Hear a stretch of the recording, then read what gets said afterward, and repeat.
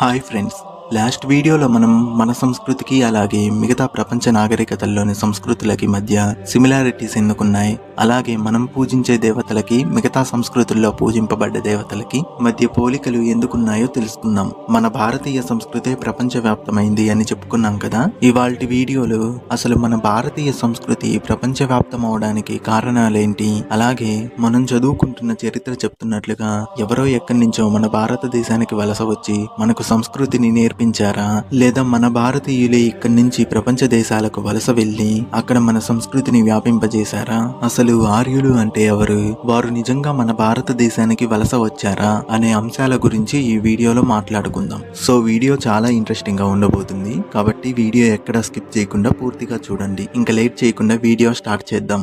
Aryan invasion theory, దీన్ని ఆర్యుల దండయాత్ర సిద్ధాంతం అని, ఆర్య ద్రావిడ సిద్ధాంతం అని కూడా పిలుస్తారు. ఈ సిద్ధాంతం ప్రకారం ఇప్పుడు మనం పాటిస్తున్న మన భారతీయ సంస్కృతి అలాగే మన హైందవ సాంప్రదాయాలన్నీ మనవి కావని, ఆర్యులు అనే ఒక జాతి వారు ఎక్కడి నుంచో మన భారతదేశానికి దండెత్తి వచ్చి ఇక్కడి మూలవాసులైన ద్రవిడులను దక్షిణాదికి తరిమేసి ఆర్యులు ఉత్తరాదిని ఆక్రమించి మనకు ఈ సంస్కృతిని నేర్పించారు అని ఈ సిద్ధాంతం చెబుతుంది. మన పాఠ్య పుస్తకాల్లో లిఖించి మనకు నేర్పిస్తూ వచ్చారు. మన మోడర్న్ హిస్టరీ ప్రకారం 1500 BC అంటే ఇప్పటికి 3500 సంవత్సరాల క్రితం ఆర్యులు అనే ఒక ఇండో యూరోపియన్ జాతి వారు సెంట్రల్ ఏషియా ప్రాంతాల నుంచి మన భారతదేశానికి దండెత్తి వచ్చారని, అప్పటికే ఇక్కడున్న హరప్పా మొహెంజోదారో నాగరికతలను నాశనం చేసి ఇక్కడి మూలవాసులైన దస్యులు లేదా ద్రావిడులను దక్షిణాదికి తరిమి కొట్టి ఎంతో అడ్వాన్స్డ్ సివిలైజేషన్ అయిన ఇండస్ వ్యాలీ సివిలైజేషన్ ని స్టార్ట్ చేశారు అని హిస్టరీ చెప్తుంది. ఈ ఆర్యన్ ఇన్వేషన్ థియరీని 1850వ సంవత్సరంలో మ్యాక్స్ ముల్లర్ అనే ఒక జర్మన్ శాస్త్రవేత్త ప్రతిపాదించాడు. ఈ సిద్ధాంతం కొన్నాళ్ల పాటు జనాలలో ప్రాచుర్యంలో ఉంది. తర్వాత ఇదే సిద్ధాంతానికి కొన్ని మార్పులు చేసి ఆర్యన్ ఇన్వేషన్ కాదు, ఆర్యన్ మైగ్రేషన్ అని, ఆర్యులు భారతదేశానికి దండెత్తి రాలేదని, వారు భారతదేశానికి వలస వచ్చి ఇక్కడి ద్రవిడులను దక్షిణాదికి నెట్టివేసి ఉత్తరాదిని ఆక్రమించుకున్నారు అని చెప్పారు. దీన్నే ఆర్యన్ మైగ్రేషన్ థియరీ అన్నారు. జర్మన్ శాస్త్రవేత్త అయిన ఈ మ్యాక్స్ ముల్లర్ మన భారతదేశానికి వచ్చి బ్రిటిష్ వారి సహాయంతో మన వేదాలను అలాగే ఎన్నో శాస్త్రాలను ఇంగ్లీష్ లోకి అనువదించాడు. మనం ఏదైనా చిన్న మంత్రోపదేశం పొందాలంటేనే గురువులను ఆశ్రయిస్తాం, కానీ ఈ మ్యాక్స్ ముల్లర్ వేదాలని ఇంగ్లీష్ లోకి ట్రాన్స్లేట్ చేస్తూ కనీసం ఏ గురువుని కలవకుండా ఏ వేద పండితుడితో చర్చించకుండా తనకు ఇష్టం వచ్చినట్టుగా అనువదించాడు. ఈ మ్యాక్స్ ముల్లర్ ఈ ఆర్యన్ ఇన్వేషన్ థియరీని కూడా ప్రతిపాదించాడు. ఆర్యులు భారతదేశానికి వలస వచ్చి ఇక్కడే వేదాలను రాశారని, ఋగ్వేదాన్ని మొట్టమొదట రచించారని చెప్పాడు. కానీ నిజానికి ఈ సిద్ధాంతంలో ఏ వాస్తవమూ లేదు. బ్రిటిషర్స్ వారి డివైడ్ అండ్ రూల్ అనే పాలసీ ప్రకారం భారతీయులను విడగొట్టి భారతదేశాన్ని ఆక్రమించుకోవడానికి కల్పించిన ఒక అబద్ధపు సిద్ధాంతం ఈ ఆర్య ద్రావిడ సిద్ధాంతం. భారతదేశాన్ని ఆర్య భాష, ద్రవిడ భాష అంటూ భాషల వారీగా ప్రాంతాల వారీగా విభజించి ఆక్రమించి పాలించడానికి బ్రిటిషర్స్ చేసిన కుట్రే ఈ ఆర్య ద్రావిడ సిద్ధాంతం. రీసెంట్ గా జరిపిన పరిశోధనల్లో బయటపడిన historical, archaeological and genetical evidences ని బట్టి ఈ ఆర్య ద్రావిడ సిద్ధాంతం పచ్చి అబద్ధము అని, ఎక్కడి నుంచో ఎవరో మన దేశానికి వచ్చి మనకు సంస్కృతిని నేర్పించలేదని, మన భారతీయులే ఇక్కడి నుంచి మిగతా ప్రపంచ దేశాలకు వలస వెళ్లి అక్కడ మన సంస్కృతిని వ్యాపింపజేశారు అని చెప్పే అవుట్ ఆఫ్ ఇండియా థియరీని నిరూపించే విధంగా ఉన్నాయి. అసలు ఆ ఆధారాలేమిటో ఇప్పుడు చూద్దాం. అసలు బ్రిటిషర్స్ కల్పించిన ఈ కుట్రపూరితమైన ఆర్య ద్రావిడ సిద్ధాంతానికి ఎటువంటి ఆర్కియలాజికల్ ఆర్ హిస్టారికల్ ఎవిడెన్సెస్ లేవు. ఈ సిద్ధాంతాన్ని ప్రతిపాదించేటప్పుడు కేవలం యూరోపియన్ భాషలకు అలాగే మన సంస్కృత భాషకు మధ్య ఉన్న భాషాపరమైన సారూప్యతలను బట్టి ఈ సిద్ధాంతాన్ని ప్రతిపాదించారు. ఉదాహరణకి మనం సంస్కృతంలో తల్లిని మాతృ అన్నట్లుగా ఇంగ్లీష్ లో మదర్ అంటారు, సోదరుణ్ణి భ్రాత అన్నట్లుగా బ్రదర్ అంటారు, ద్వారా అనే శబ్దాన్ని డోర్ అని పలుకుతారు. ఈ విధంగా సంస్కృత పదజాలానికి యూరోపియన్ భాషల పదజాలానికి కొన్ని సిమిలారిటీస్ ఉండటం వల్ల ఆర్యులు యూరోప్ కంట్రీస్ నుంచి భారతదేశానికి వలస వచ్చారని చెప్తారు. కానీ చాలా మంది పరిశోధకులు ఈ సిద్ధాంతాన్ని వ్యతిరేకించారు. వాస్తవానికి యూరోపియన్ భాషలకు మరియు సంస్కృతానికి మధ్య కేవలం పదాల మధ్య మాత్రమే సిమిలారిటీస్ ఉన్నాయి. ఈ భాషల యొక్క లిపి మరియు వ్యాకరణాంశాలు రెండు కూడా పూర్తిగా వేరువేరు. యూరోపియన్ భాషలకు మరియు సంస్కృత సంస్కృతానికి మధ్య లిపి వ్యాకరణాలకు పోలికే లేదు. ఇంకా మన భారతీయులే ఇక్కడి నుంచి యూరోపియన్ దేశాలకు వలస వెళ్లారు కాబట్టి అక్కడి భాషలలో సంస్కృత పదాలు కనిపిస్తున్నాయి అని అవుట్ ఆఫ్ ఇండియా థియరీని ప్రతిపాదించారు. ఈ ఆర్య ద్రావిడ సిద్ధాంతం అబద్ధమని చెప్పడానికి ఉన్న ఇంకొక ఆధారం సరస్వతీ నది. ఈ సరస్వతీ నది గురించి ఋగ్వేదంలో ఎంతో విపులంగా ప్రస్తావించబడింది. ఋగ్వేదం 10వ మండలంలో ఉన్న నదీ సూక్తంలో ఈ సరస్వతీ నదికి సంబంధించిన ఎన్నో విషయాలను మరియు ఈ నది యొక్క జియోగ్రాఫికల్ డేటాను వివరించారు. నిజానికి ఈ సరస్వతీ నది అనేది ఇప్పటికీ 10,000 సంవత్సరాలకు పూర్వమే అంతరించిపోయింది. ఈ నది ఇప్పుడు అంతర్వాహినిగా ప్రవహిస్తుంది. కొంతమంది స్కాలర్స్ అండ్ హిస్టారియన్స్ ఈ సరస్వతీ నది అనేది అసలు లేదని, ఇది ఒక కల్పిత నది అని, పుక్కిటి పురాణం అని కొట్టిపారేశారు. కానీ ఇండియన్ ఆర్కియాలజికల్ సర్వే వాళ్ళు జరిపిన పరిశోధనల్లో ఈ సరస్వతీ నది యొక్క ఆనవాళ్లు బయటపడ్డాయి. ఈ సరస్వతీ నది నిజంగానే ఒకప్పుడు భూమిపై ప్రవహించేదని గుర్తించారు. దీన్ని బట్టి ఎప్పుడో 10,000 సంవత్సరాలకు పూర్వమే అంతరించిపోయిన సరస్వతీ నది గురించి 3,500 సంవత్సరాలకు పూర్వం వచ్చిన ఆర్యులకు ఎలా తెలిసింది? ఈ సరస్వతీ నది యొక్క వివరాలను వేదాలలో ఎలా రాయగలిగారు? ఇక్కడే మనకు అర్థమవుతుంది ఈ ఆర్య ద్రావిడ సిద్ధాంతం అనేది ఒక పచ్చి అబద్ధమని. ఒక రకంగా ఈ సరస్వతీ నది ఎండిపోవడం వల్లనే ఆ నది ఒడ్డున నివసిస్తున్న భారతీయులు ప్రపంచ దేశాలకు వలస వెళ్ళుంటారని చెప్తున్నారు. ఈ ఆర్యులు ఎక్కడి నుంచో భారతదేశానికి వచ్చి ఇక్కడున్న ద్రవిడులను తరిమివేసి వేదాలను రచించారని వేదాలలో కానీ పురాణాలలో కానీ ఎక్కడా లేదు. ఆర్యన్ ఇన్వేషన్ థియరీకైనా అవుట్ ఆఫ్ ఇండియా థియరీకైనా దేనికైనా ప్రమాణం మొట్టమొదటి వేదంగా చెప్పబడుతున్న ఋగ్వేదం. అసలు ఆర్యులే ఋగ్వేదాన్ని రాస్తే ఋగ్వేదంలో ఆర్యుల గురించి అలాగే దస్యుల గురించి లేదా ద్రావిడుల గురించి ఏం చెప్పబడిందో ఇప్పుడు తెలుసుకుందాం. కృణ్వంతో విశ్వమార్యం, ఇది ఋగ్వేదంలో ఉన్న ఒక మాట. దీని అర్థం మేము సమస్త విశ్వాన్ని సమస్త జనులను ఆర్యులుగా మారుస్తాం అని అర్థం. నిజానికి ఆర్యులు అనేది ఒక ప్రత్యేకమైన జాతి అయితే వారి జాతి యొక్క గుర్తింపును ప్రత్యేకతను ఐడెంటిటీని అందరికీ కల్పించాలని ఎందుకు అనుకుంటారు? దీనివల్ల వారికంటూ ప్రత్యేక గుర్తింపు ఏముంటుంది? అసలు సంస్కృతంలో ఆర్య అనే పదానికి అర్థం గౌరవనీయమైన లేదా పూజనీయమైన అని అర్థం. అందుకే రామాయణంలో రాముణ్ణి సీత ఆర్యపుత్ర అని అంటుంది. అలాగే మండోదరి కూడా రావణాసురుణ్ణి ఆర్యపుత్ర అని పిలుస్తుంది. రావణాసురుడు మిగతా రాక్షసులు ద్రవిడులు అయితే మండోదరి ఎందుకని రావణాసురుణ్ణి ఆర్యపుత్ర అని పిలుస్తుంది? ఇంకా ఋగ్వేదం 6వ మండలం 22వ సూక్తం 10వ మంత్రాన్ని ఒకసారి పరిశీలిస్తే, శస్త్రములను అస్త్రాలను ధరించి ఐశ్వర్యాన్ని ఇచ్చే ఓ ఇంద్ర, నీవు దాసులుగా పుట్టిన వారిని ఆర్యులుగా మార్చగలవు, చెడ్డవారిని మంచివారిగా చేయగలవు. శత్రువుల మీద విజయం సాధించటానికి మాకు కూడా హింసారహితమైన కళ్యాణకారకమైన అదే శక్తిని అనుగ్రహించు అని ఈ మంత్రం అర్థం.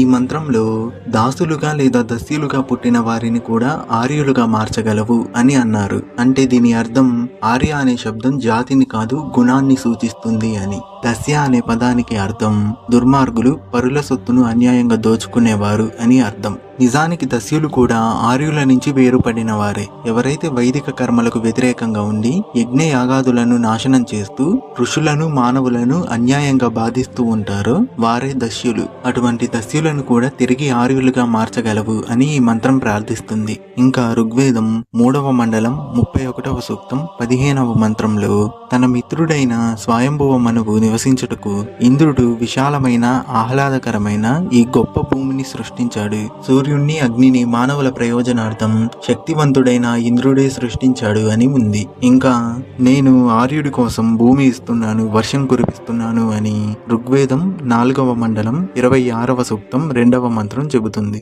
మానవుల నివాసం కోసం ఇంద్రుడు సృష్టించిన భూమి ఏంటో కూడా ఋగ్వేదమే తెలియజేస్తుంది. ఋగ్వేదం 3వ మండలం 23వ సూక్తం 4వ మంత్రంలో ఇలా ఉంది: సరస్వతి దృషద్వతి నదుల నడుమ ఉండే ఆర్యావర్త భూమి లోపల మానవ ఆవాసాలలో ఓ అగ్ని నీవు ఉజ్వలముగా ప్రకాశించేదువుగాక అని. దీన్ని బట్టి దేవతలు మానవులు నివసించడానికి మొదట సృష్టించిన భూమి అది భారత భూమియే అని మనకు అర్థమవుతుంది. మొట్టమొదట మానవ సృష్టి ఇక్కడ జరిగినప్పుడు వేరెవరో బయట నుంచి ఇక్కడికి రావడం అనేది అసంభవం కదా. మరియు మనుస్మృతి 2వ అధ్యాయం 20వ శ్లోకంలో ఈ విధంగా ఉంది: ఈ దేశంలో పుట్టిన అగ్రజన్ముల నుంచే భూమి మీద మానవులందరూ తమ తమ చరిత్రను ధర్మాలను నేర్చుకోవాలి. తెలుసుకోవాలి అని ఉంది. ఆర్యులు ఎక్కడి నుంచో వలస వస్తే మనువు ఎందుకని ఈ దేశానికి ఈ దేశంలో పుట్టిన వారికి అంత ప్రాధాన్యత ఇస్తాడు. ఆర్యాహ అత్ర ఆవర్తంతి పునః పునరుద్భవంతి ఇది ఆర్యావర్త. అంటే ఆర్యులు మళ్ళీ మళ్ళీ ఇక్కడే పుడుతుంటారు కాబట్టి ఇది ఆర్యావర్తం అని అర్థం. నల్లచారలు కలిగిన కృష్ణ జింక సహజంగా సంచరించే భరతవర్షం మాత్రమే యజ్ఞ యాగాదులకు అనువైన ప్రదేశము అని, మిగిలినవన్నీ మ్లేచ్ఛ దేశాలని వేద ఋషులు ప్రకటించారు. ఎక్కడి నుండో వలస వచ్చిన వారైతే వారి మాతృదేశాలను ఎందుకని మ్లేచ్ఛ దేశాలని చెప్తారు. ఇక ఋగ్వేదం 10వ మండలం 75వ సూక్తం 5-6 మంత్రాలను ఒకసారి పరిశీలించి చూస్తే ఓ గంగా, యమున, సరస్వతి, శుతిద్రి, పురుష్టి, అసిగ్ని, మరుద్వృద, వితస్త, అర్జికియ, సుషోమ, సింధు, తృష్టామ, సుసర్తు, రస, స్వాతి, కుబ, గోమతి, కృము, మేహత్ను నదీమతలుల్లారా మమ్ములను దయచూడండి. మీరు ఒకే రథంలో ప్రయాణిస్తున్న యాత్రికుల వలె మాకు కనబడుతున్నారు అని ఈ మంత్రం అర్థం. ఇది ఋగ్వేదంలోని నదీ స్తుతి సూక్తం. ఇందులో భరతవర్షం యొక్క తూర్పు కొసన ఉన్న గంగ నుంచి పడమటి కొసన ఉన్న గాంధారం, అదే ఇప్పటి ఆఫ్ఘనిస్తాన్ లోని కుబా నది వరకు ఉన్న నదులను స్తుతించారు. అంతేకాని పడమటి నుంచి మొదలుపెట్టి తూర్పుకు రాలేదు. ఇక్కడ మనం జాగ్రత్తగా గమనిస్తే కేవలం భరతవర్షంలో ఉన్న నదులను మాత్రమే స్తుతించారు. ఇక్కడ మధ్య ఆసియాకు సంబంధించిన ఏ నదుల గురించి ప్రస్తావించలేదు. ఇంకా ఋగ్వేదాన్ని జాగ్రత్తగా పరిశీలిస్తే ఋగ్వేదంలో చెప్పబడ్డ నదులు కాని, ప్రదేశాలు కాని, అలాగే జీవజాతులు కాని కేవలం భరతఖండంలో ఉన్న వాటిని మాత్రమే ప్రస్తావించారు. మధ్య ఆసియాలో ఉన్న వాటిని కాని, మరే ఇతర దేశాల్లో ఉన్న వాటిని కాని ప్రస్తావించలేదు. ఋషులు నదులను అలాగే ఈ నేలను మాతృభావనతో చూసి తల్లిగా ఆరాధించారు. వాస్తవంగా బయటి దేశాల నుంచి వలస వచ్చిన వారికి ఈ దేశం మీద అలాగే ఇక్కడున్న నదుల మీద ఇంతటి మాతృభావన, ఆరాధనా భావన ఉండదు కదా. అలాగే ఋగ్వేదం 1వ మండలం 33వ సూక్తం 4వ మంత్రంలో మహావీర ఇంద్ర, బలవంతంగా అన్యాయంగా ఇతరుల ధనాన్ని అపహరించే దుష్టాత్ములైన దస్యులను నీ వజ్రాయుధంతో నాశనం చెయ్యి అని ఉంది. ఋగ్వేదం 10వ మండలం 22వ సూక్తం 8వ మంత్రం ఈ విధంగా తెలియజేస్తుంది. ధర్మకర్మ రహితులు, పీడకులు, గర్విష్ఠులు, అన్య మార్గాన్ని అనుసరించేవారు, అమానుషంగా ప్రవర్తించేవారు అయిన దస్యులు అనే క్రూర జనులను వధించమని దైవాన్ని ప్రార్థించే మంత్రం ఇది. ఈ మంత్రాలలో మనకు స్పష్టంగా అర్థమవుతుంది దస్యులు అనబడేవారు ఎంతటి దుర్మార్గులో, నీచులో అని. ఇంకా ఋగ్వేదం 6వ మండలం 60వ సూక్తం 6వ మంత్రాన్ని పరిశీలిస్తే నేరాలకు పాల్పడేవారు దస్యులైనా ఆర్యులైనా ఇద్దరిని సమానంగా ఒకే విధంగా శిక్షించమని ఇంద్రుణ్ణి, అగ్నిని ప్రార్థించే మంత్రం ఇది. ఇక్కడే మనకు అర్థమవుతుంది దస్యులకు ఆర్యులకు ఎటువంటి భేదం లేదని, ఎవరు నేరం చేసినా ఇద్దరిని సమానంగా ఒకే విధంగా శిక్షిస్తారని. మనుస్మృతి 10వ అధ్యాయం 45వ శ్లోకంలో బ్రాహ్మణ, క్షత్రియ, వైశ్య, శూద్రులలో ఉపనయనాది సంస్కారములు లేని చేత ఏ జాతులు వెలుపటివి అయినవో ఆ జాతుల వారు మ్లేచ్ఛ భాష మాట్లాడేవారైనా, ఆర్య భాష మాట్లాడేవారైనా దస్యులు అనబడతారు అని ఉంది. అంటే దీని అర్థం ఎటువంటి వైదిక జ్ఞానం లేకుండా మూర్ఖులుగా, అజ్ఞానులుగా ఉన్నవారు దస్యులు అనబడతారు అని అర్థం. ఇక్కడ ఋగ్వేదం 3వ మండలం 53వ సూక్తం 24వ మంత్రాన్ని ఒకసారి పరిశీలిస్తే ఆర్యులను బాధిస్తున్న దస్యులు కూడా భారత పుత్రులే అని ఉంటుంది. దీని అర్థం ఆర్యులే కాకుండా వారిని బాధిస్తున్న దస్యులు కూడా భారతీయులే అని ఈ మంత్రం చెప్తుంది. కాబట్టి ఆర్యులు, దస్యులు ఇద్దరు భారతీయులే. ఈ ఒక్క మంత్రం చాలు ఆర్య ద్రావిడ సిద్ధాంతం తప్పు అని నిరూపించడానికి. ఇంకా ఋగ్వేదం 7వ మండలం 33వ సూక్తంలో ప్రస్తావించబడిన దాశరాగ్ని యుద్ధం, ఋగ్వేదం 4వ మండలంలో ప్రస్తావించిన వార్షాకిర యుద్ధం, ఇటువంటి యుద్ధాలన్నీ దుర్మార్గులైన దస్యులతోటి ఆర్యులు చేసిన యుద్ధాలుగానే కనిపిస్తాయి. అంతేకాని అన్యాయంగా ఆర్యులు జొరపడి అమాయకులైన దస్యులను చంపినట్టుగా ఎక్కడా ఉండదు. చాలా మంది ఆర్యులు మధ్య ఆసియా నుంచి వచ్చారని, వారి మూల స్థానం ఇరాన్ అని చెప్తారు. ఇరాన్, ఇరాక్ లో ఉన్న ప్రధాన మతం జొరాస్ట్రియన్ మతం. దీన్నే పార్సీ మతం అని కూడా అంటారు. ఈ జొరాస్ట్రియన్ కల్చర్ పూర్తిగా మన హైందవ సాంప్రదాయానికి, వైదిక ధర్మానికి వ్యతిరేకం. వీరు కూడా కొంతవరకు అగ్నిని ఆరాధించినప్పటికీ వేదాలలో, అందులోనూ ఋగ్వేదంలో ప్రధానంగా చెప్పబడిన ఇంద్రుడు, సోమము వంటి దేవతలను తీవ్రంగా వ్యతిరేకిస్తూ ఉంటారు. వీరి మత గ్రంథమైన అవెస్తాలో ఇంద్రుడిని రాక్షసుడిగా, రాక్షసులను దేవతలుగా చూపించి ఉంటారు. ఈ జొరాస్ట్రియన్ కల్చర్ జొరాస్టర్ అనే ఒక మత గురువుతో మొదలైంది. ఈ జొరాస్టర్ వాస్తవానికి భారతీయుడే అని, ఈ జొరాస్టర్ గురించి ఋగ్వేదంలోనూ మరియు మిగిలిన వేదాలలో కూడా ప్రస్తావించబడింది అని చెప్తారు. వీరి మత గ్రంథమైన అవెస్తా కూడా మన ఋగ్వేదానికి సిమిలర్ గా ఉన్నప్పటికీ ఈ జొరాస్టర్ మతం పూర్తిగా వైదిక ధర్మానికి వ్యతిరేకంగా ఉంటుంది. ఆర్యులు నిజంగా పర్షియా, ఇరాన్ ప్రాంతాల నుంచి వలస వచ్చినట్లయితే అక్కడ అక్కడున్న జొరాస్ట్రియన్ కల్చర్ ఎందుకని వైదిక ధర్మానికి వ్యతిరేకంగా ఉంటుంది? అసలు ఆర్యులు భారతదేశానికి వలస రావడం కాదు, భారతీయులే మిగతా దేశాలకు వలస వెళ్లి అక్కడ మన కల్చర్ ని వ్యాపింపచేశారని ఎంతో మంది శాస్త్రవేత్తలు పరిశోధనలు జరిపి అవుట్ ఆఫ్ ఇండియా థియరీని ప్రతిపాదించారు. అసలు భారతీయులు మిగతా దేశాలకు ఎలా వలస వెళ్లారో ఇప్పుడు తెలుసుకుందాం. 2012వ సంవత్సరంలో పి ప్రియదర్శి అనే ఒక సైంటిస్ట్ ఒక థియరీని ప్రపోజ్ చేశాడు. దీని ప్రకారం ఇప్పటికీ 74,000 సంవత్సరాల క్రితం నార్త్ సుమిత్రా దీవుల్లో ప్రపంచంలోనే చాలా యాక్టివ్ వల్కానో అయిన మౌంట్ టబు ఎరప్ట్ అయ్యి ఆ అగ్నిపర్వతం నుంచి వచ్చిన బూడిద పొగ వాతావరణం మొత్తం వ్యాపించడం మొదలైంది. పొగ మరియు బూడిద 2800 కిలోమీటర్ల మేరకు వాతావరణంలోకి వ్యాపించింది. ఇది సూర్యకాంతి కూడా భూమి మీద పడకుండా వాతావరణాన్ని కప్పివేసింది. దీనివల్ల ఎన్నో జీవరాశులు, జంతువులు అంతరించిపోయాయి. భూమి పైన వాతావరణం చాలా చల్లగా మారిపోయింది. దీంతో అక్కడ మానవ మనుగడ కూడా చాలా వరకు అంతరించిపోయింది. మిగిలిన మనుషులు ఆ దీవి నుంచి వలస వెళ్లిపోయారు. ఈ సుమిత్రా ఐలాండ్స్ ని సుండాల్యాండ్ అని కూడా అంటారు. ఇది భారతదేశానికి దగ్గరగా ఉండడం వల్ల ఈ పొగ మరియు బూడిద భారతదేశంలో కూడా వ్యాపించడం మొదలైంది. దీనివల్ల భారతీయులు కూడా వివిధ దేశాలకు వలస వెళ్లిపోయారు. ఈ విధంగా భారతదేశానికి సంబంధించిన M&N DNA లీనేజెస్ ప్రపంచం నలుమూలలకి వ్యాపించాయి. ఇప్పటికీ భారతదేశంలో ఈ DNA లీనేజెస్ అనేవి ఉన్నాయి. 2004వ సంవత్సరంలో మెక్స్పాల్ అనే సైంటిస్ట్ 50,000 హ్యూమన్ డిఎన్ఏలను స్టడీ చేసి ఆ డిఎన్ఏ టెక్నాలజీ ద్వారా కొన్ని విషయాలను తెలియజేశారు. అది ఇండియన్స్ లోని M&N DNA లీనేజెస్ యొక్క మూలస్థానం ఇండియాలోనే ఉందని మరియు యూరో ఏషియన్ కంట్రీస్ అయిన చైనా, జపాన్, ఇరాక్ వంటి దేశాలకు వలస వెళ్ళింది అని చెప్పారు. భారతదేశంలో ఉన్న నర్మదా నది తన ఉపనదులతో కలిసి అనుసంధానమై అతిపెద్ద ఇంటర్నేషనల్ హైవేగా ఏర్పడింది. నర్మదా నది బ్రహ్మపుత్ర మరియు గంగా నదులతో అనుసంధానమై ఇటు యూరోప్ ని టచ్ చేస్తూ ఆఫ్రికా దాకా, అటు సుండాల్యాండ్ ని టచ్ చేస్తూ ఆస్ట్రేలియా దాకా అతిపెద్ద ఇంటర్నేషనల్ హైవేగా ఏర్పడింది. అలా ఈ నది మీదుగానే ఎన్నో వ్యాపార లావాదేవీలు జరిగాయి. ఇంకా భారతీయులు ఈ నది ద్వారానే ఇతర స్వతంత్ర భూములకు వలస వెళ్లిపోయారు. కాలక్రమేణా జరిగిన మార్పులతో భాషలలో మరియు ముఖము మరియు శరీర ఆకృతులలో మార్పులు చోటు చేసుకున్నాయి. అయినప్పటికీ ఇప్పటికీ మనం మన ఇండియన్ కల్చర్ కి అలాగే మిగతా కల్చర్స్ కి మధ్య ఎన్నో సిమిలారిటీస్ చూడవచ్చు.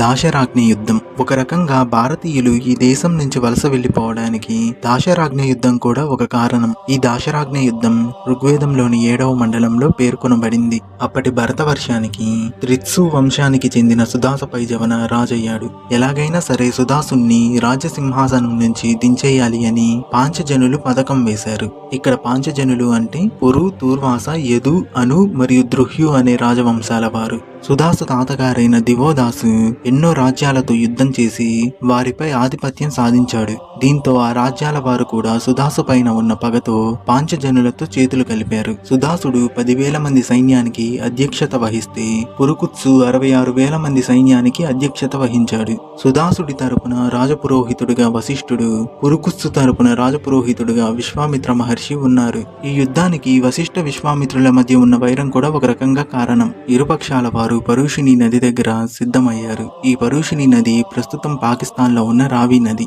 ఇరుపక్షాల మధ్య జరిగిన యుద్ధంలో సుదాస పైజవన గెలిచాడు. కారణం వశిష్ఠ మహర్షి ఇంద్రుడిని ప్రసన్నం చేసుకుని ఇంద్రుడి ద్వారా సుదాసు గెలిచే విధంగా చేశాడు. యుద్ధం పూర్తయింది. వశిష్ఠుడు ఇరుపక్షాల మధ్య సంధి కుదర్చడానికి శాంతి ప్రయత్నాలు చేశాడు. కానీ విశ్వామిత్రుడు వశిష్ఠుడి మీదున్న కోపంతో అక్కడి నుంచి ఎవరికీ కనపడకుండా వెళ్లిపోయాడు. ఈ సంధి ప్రయత్నంలో భరత వంశస్థులు, పురువంశస్థులు కలిసి కురువంశానికి బీజం వేశారు. కానీ ఈ సంధి ప్రయత్నం ఇష్టం లేక అనూసు సెంట్రల్ ఏషియాకి మైగ్రేట్ అయ్యి అక్కడ జొరాస్ట్రియన్ రిలీజన్ ని ఏర్పరచుకున్నారు. ద్రుహ్యూసు తూర్పు దిశగా మైగ్రేట్ అయ్యి అక్కడ మిత్తాని కింగ్డమ్ ఏర్పరచుకున్నారు. దీనివల్లనే మన దేవతలకి అలాగే మిగతా కల్చర్స్ లో పూజింపబడుతున్న దేవతలకి ఇన్ని సిమిలారిటీస్ ఉన్నాయి. రీసెంట్ గా జరిగిన పరిశోధనల్లో linguistic, archaeological and genetic fields లో ఎన్నో ఆధారాలు బయటపడ్డాయి. ఈ ఆధారాల ద్వారా ఆర్యన్ ఇన్వేషన్ థియరీ తప్పని అవుట్ ఆఫ్ ఇండియా థియరీని నిరూపించే విధంగా ఈ ఆధారాలు ఉన్నాయి. మనం ఇందాక చెప్పుకున్నట్టుగా ద్రుహ్యూస్ మిత్తాని కింగ్డమ్ ను సిరియాలో ఏర్పరచుకున్నారు.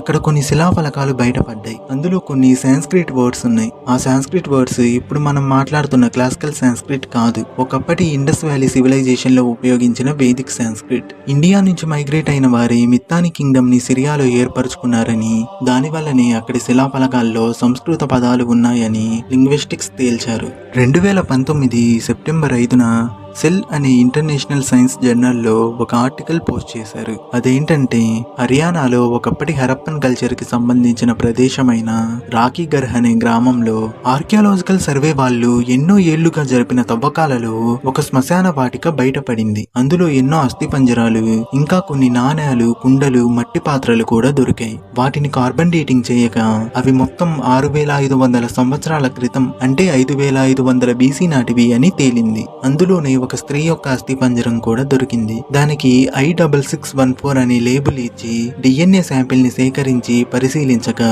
ఆ పరిశీలనలో ఆ స్కెలిటన్ లో R1A1A అనే Y క్రోమోజోమ్ హ్యాప్లో గ్రూప్ ఉన్నట్టు తేలింది. జెనెటికల్ డిస్కవరీస్ ప్రకారం ఈ హ్యాప్లో గ్రూప్ 15450 సంవత్సరాల క్రితంది అని తేలింది. మరియు ఇది ఇండియన్ సబ్ కాంటినెంట్ లో మొదలై యూరో ఏషియన్ కంట్రీస్ అయిన రష్యా, పోలాండ్ మరియు ఉక్రెయిన్ వంటి దేశాలకు వ్యాపించింది అని తెలిసింది. దీంతో ఆర్యన్ ఇన్వేషన్ థియరీ తప్పని, మన భారతీయులే ఇక్కడి నుంచి మిగతా ప్రపంచ దేశాలకు వలస వెళ్లారు అని తేలింది.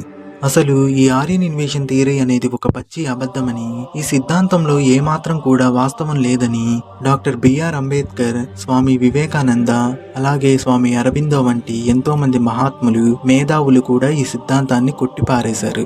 డాక్టర్ బిఆర్ అంబేద్కర్ గారైతే ఈ సిద్ధాంతానికి ఎటువంటి చారిత్రక ఆధారాలు లేవని, ఇది భారతీయుల్ని విడగొట్టడానికి బ్రిటిషర్స్ కల్పించిన కుట్రే అని అంబేద్కర్ గారు ఈ సిద్ధాంతాన్ని కొట్టిపాడేశారు. కేవలం మన భారతీయులే కాకుండా పాశ్చాత్య పండితులు మరియు పరిశోధకులు కూడా ఈ సిద్ధాంతం ఒక పచ్చి అబద్ధమని కొట్టిపారేశారు. రీసెంట్ గా NCERT కూడా ఈ సిద్ధాంతాన్ని 12th క్లాస్ హిస్టరీ బుక్స్ నుంచి తొలగించింది. హర్యానాలోని రాకీగర్ లో దొరికిన జెనెటికల్ ఎవిడెన్సెస్ ని బేస్ చేసుకుని NCERT ఈ సిద్ధాంతాన్ని 12th క్లాస్ హిస్టరీ బుక్స్ నుంచి సవరించింది. సో ఇన్నాళ్ళు ఒక అబద్ధపు సిద్ధాంతాన్ని మనం నమ్ముతూ వచ్చాం. రీసెంట్ గా జరిగిన పరిశోధనల్లో దొరికిన ఆధారాలు ఎవరో ఎక్కడి నుంచో వచ్చి మనకు సంస్కృతి నేర్పించడం కాదు, మన వాళ్ళే ఇక్కడి నుంచి వెళ్లి మిగతా దేశాల్లో మన సంస్కృతిని వ్యాపింపజేశారు అని తేల్చి చెప్పాయి. ఇంకా ఇలాంటి పరిశోధనలు ఎన్నో జరిగి మనమందరం మన వాస్తవ చరిత్రను తెలుసుకోవాలని కోరుకుందాం. ఇది ఇవాల్టి వీడియో. ఇక రాబోయే వీడియోల్లో వేదాలలో ఉన్న విజ్ఞానం గురించి, నిజంగానే వేదాలలో సైంటిఫిక్ విషయాలు ఉన్నాయా,